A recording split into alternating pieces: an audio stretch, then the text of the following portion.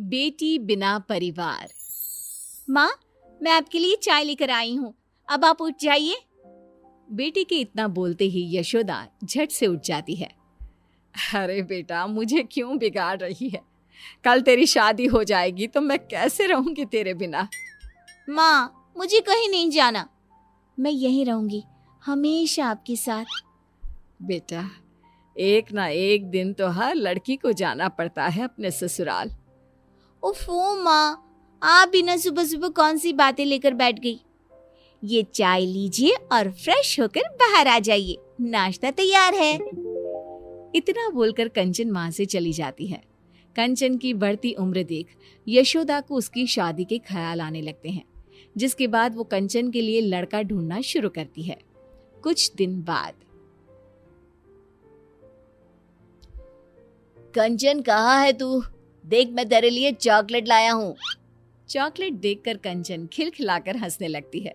इस पर कंचन के पिता उससे कहते हैं, कंचन बेटा, अब तेरी शादी होने वाली है, यह सब चॉकलेट खाने के शौक छोड़ दे बेटा। कंचन कुछ कहती उसके पहले उसका भाई राहुल बोल पड़ता है, पापा, इतनी भी क्या जल्दी है?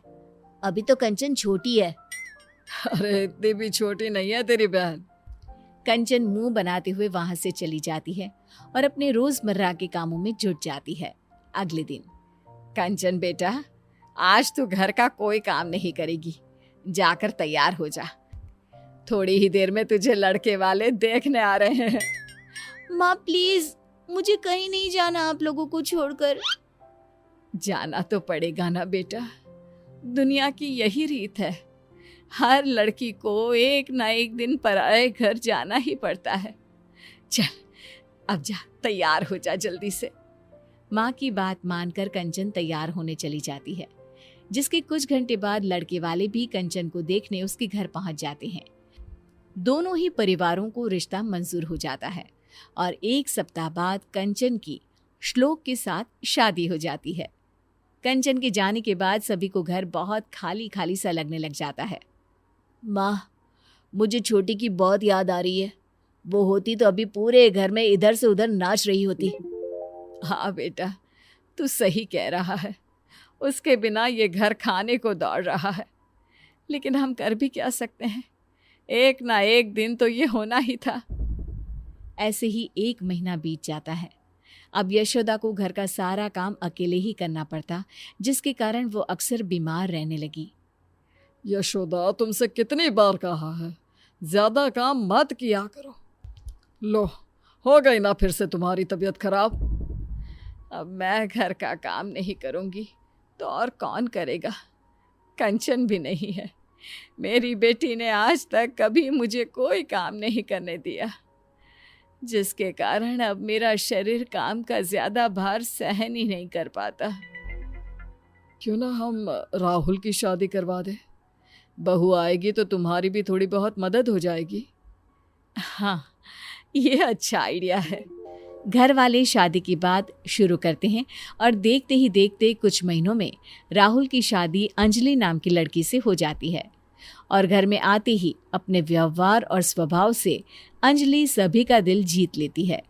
शादी के कुछ दिनों बाद, बहू जरा चाय तो पिला दो, सुबह से चाय नहीं पी है। अंजलि अपने ससुर के लिए चाय बनाकर लाती है। लीजिए पापा जी, आज डिनर में क्या बनाना है?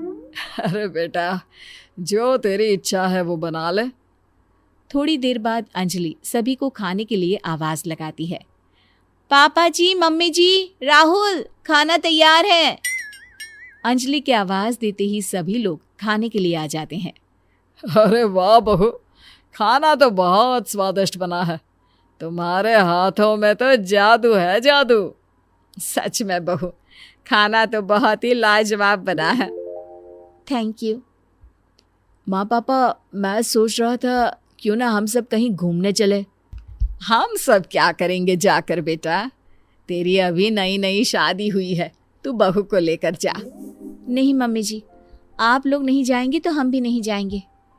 अंजलि के इतना प्यार से बोलने पर घर वाले उसे इनकार नहीं कर पाते और उनके साथ चलने के लिए मान जाते हैं। एक काम करते हैं, साथ में कंचन को भी ले चलते हैं। बहुत दिन हो गए, उससे मिले भी नहीं।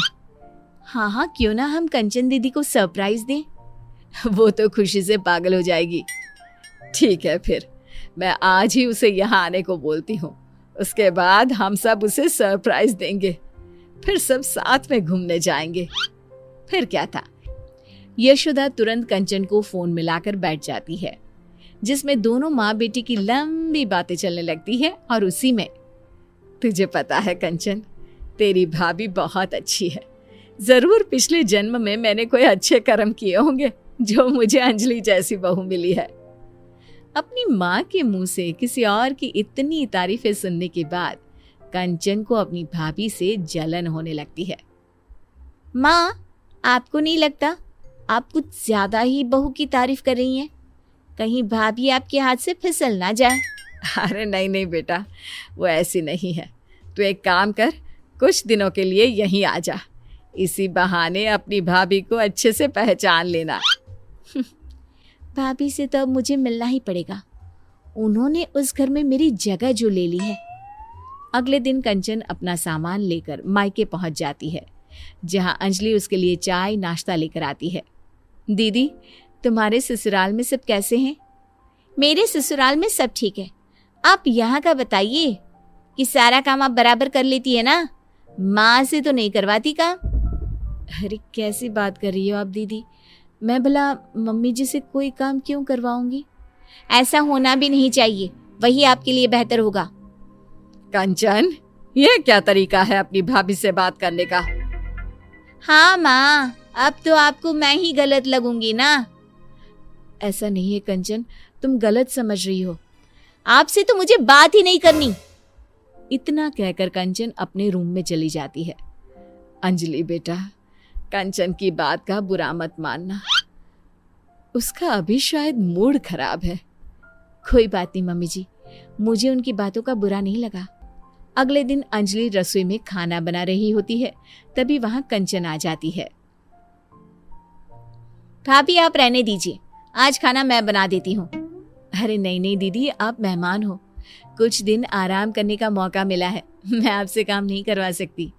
मैं मेहमान नहीं, बेटी हूँ इस घर की। आप जाकर बैठिए, मैं खाना बना देती हूँ।